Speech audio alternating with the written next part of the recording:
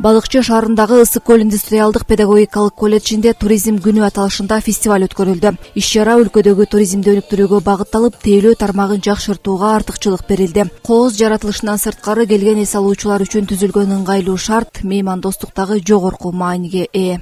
Бүгүн биздин окуу жайда абдан чоң жакшы иш-чара өтүп жатат. Бул иш-чара Кыргыз Республикасындагы Корея мамлекетинин Койка компаниясынын волонтеру биздин окуу жай Койка компаниясы биздин окуу жай менен 2022-2023 окуу жылдан бери биргеликте кызматташып келе жатабыз. Биздин окуу жайда туризм багытында адистик бар болгондуктан биз ошол компаниядан атайын суранып ошо волонтерду алганбыз. Ирина 1 жыл бою биздин туризм багытындагы студенттер менен баарлашып, сүйлөшүп, Кыргыз мамлекети менен Корея мамлекетинин ортосундагы ынтымакты, достукту, тааныштыкты чыңдоого аракет кылып жатат. Ошондой эле ушул адистикке ассистент болуп биздин окутуучулар менен биргеликте 3 дисциплинадан сабак берип жатат.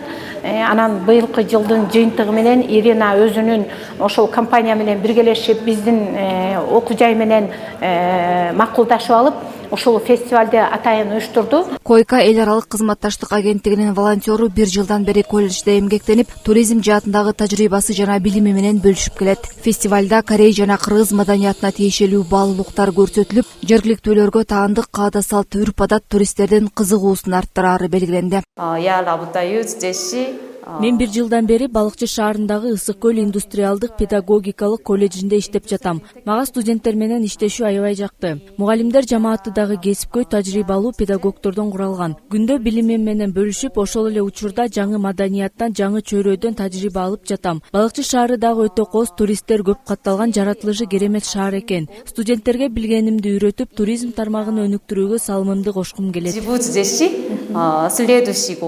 Ысык көл облусу кышы-жайы туризмдин чордону болгондуктан бул тармакты өнүктүрүүдө жапа-тырмак аракет талап кылынат. Ошол эле эс алуучу жайлардын абалы, кызмат көрсөтүү мүмкүнчүлүктөрү дагы маанилүү. Билим берүү жайлары дагы туристтик тейлөөнүн сапатын жогорулатуу максатында бир катар долбоорлорду ишке ашырып келет. Миргүл Жеңишева, Аслабек Саманчиев, Мадина Байкирова, Балыкчы шаары.